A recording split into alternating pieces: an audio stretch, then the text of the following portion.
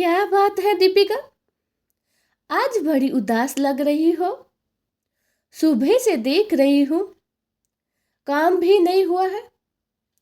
Kitchen ऐसे ही पसरा हुआ है। गुड़िया भी स्कूल से आ गई है। उसकी भी ड्रेस नहीं उतारी तुमने। संजय भी आने वाला होगा। उसके लिए भी अभी तक कुछ खाने पीने का तैयार नहीं किया है। मेरे भी पैरों पर सूजन आ रही है। मेरी भी अभी तक मालिश के लिए तेल तैयार नहीं किया है। दीपिका आज सुबह से ही चिंतित हो रही थी। आज उसका मन बहुत ही अजीब सा हो रहा था। उसी एक ही चिंता खाए जा रही थी। आखिर उसका नियुक्ति पत्र अब तक उसके घर तक क्यों नहीं पहुंचा, जबकि उसकी ननंद पूजा का नियुक्ति पत्र 2 दिन पहले ही आ चुका था। सासू माँ के ताने सुनने के बाद उसे याद आया कि उसे एक नौकरी घर में भी करनी होती है, जिसके बदले में पगार नहीं बल्कि ताने सुनने मिलते हैं। जब उसने देखा कि संजय भी कमरे में आ चुका है, तो उसके लिए खाना परोस के ले गई। उसने खाने की थाली संजय के सामने रख दी और साइड में बैठ गई। धीरे से कहा, खाना खा लीजिए।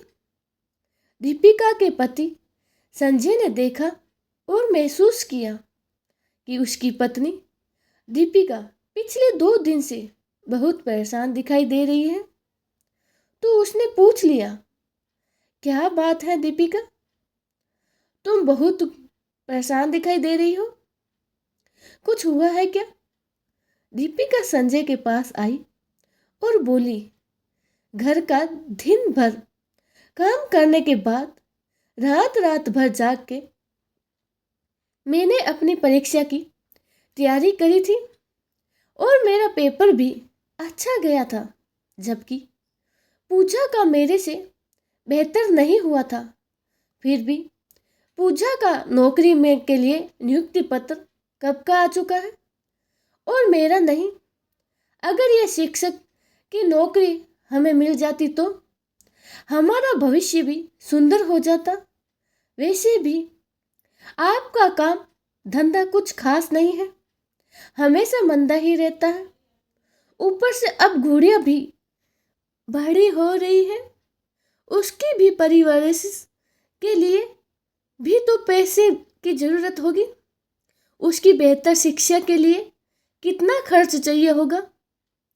अपनी पत्नी दीपिका की बात सुन के संजय भी चिंतित हो गया। हाँ, तुम सही कह रही हो। पूजा का पेपर तो तुम्हारे मुकाबले थोड़ा खराब ही था। हमने खुद बैठ के चेक किया था। हमें तो कुछ तो गलत लग रहा है। कहीं ऐसा तो नहीं हमारे साथ कपट किया जा रहा है? कैसा कपट दीपिका? संजय ने खाने की थाली अपने आगे से हटाते हुए पूछा। दीपिका एक पढ़ी लिखी और समझदार लड़की थी। उसने बात अपने मन में ही दबा ली और खुद ही तहकीकात तक करने का फैसला किया। पूजा बड़ी ही खुश नजर आ रही थी, क्योंकि अगले महीने ही उसकी नियुक्ति हो रही थी।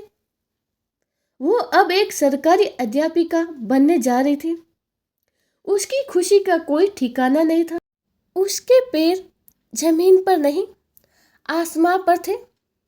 दीपिका को पूजा की कामयाबी पर ईर्ष्या तो नहीं थी, पर अपनी किस्मत पर मलाल जरूर था। वह अंदर ही अंदर घुटन महसूस कर रही थी। करीब 6 महीने बाद दिवाली के त्योहार की सफाई चल रही थी।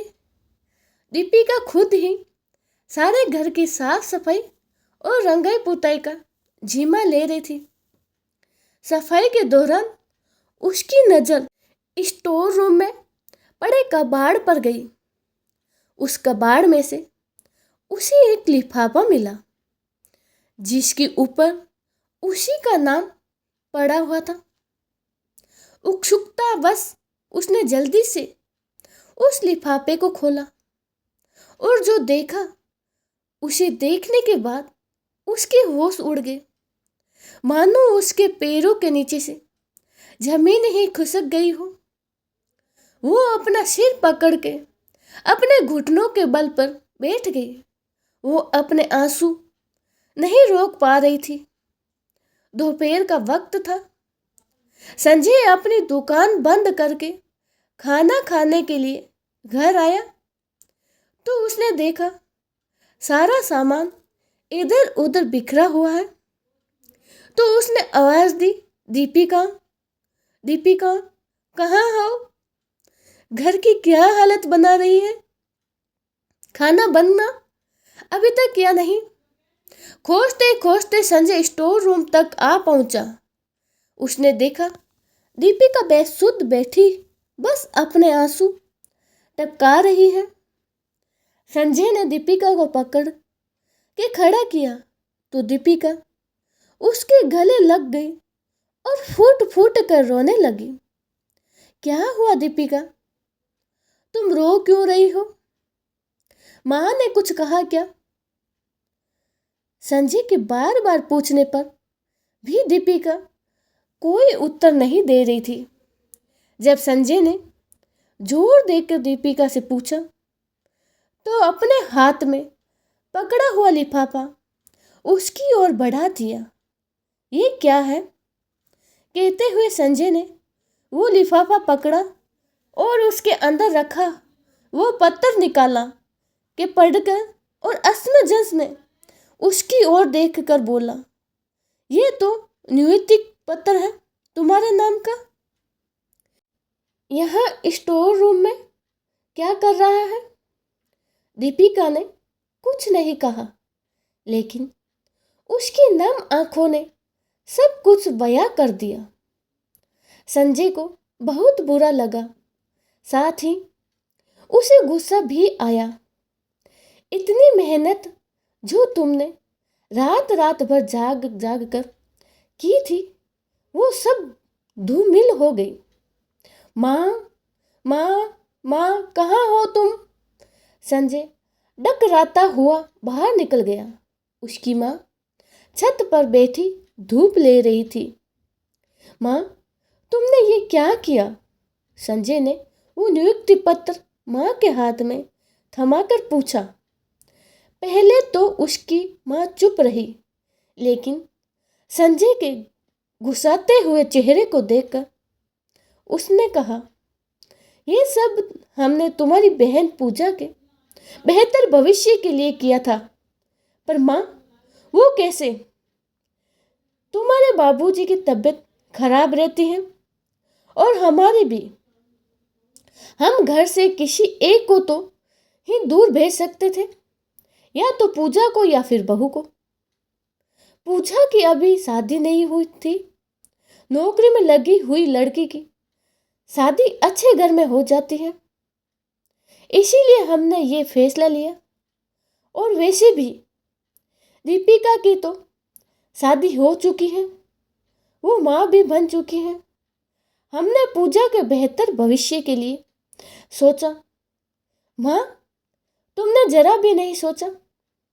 बहू की नौकरी लगने तो तुम्हारा भी घर अच्छा हो सकता था। कहकर निराश संजय भी शांत पड़ गया।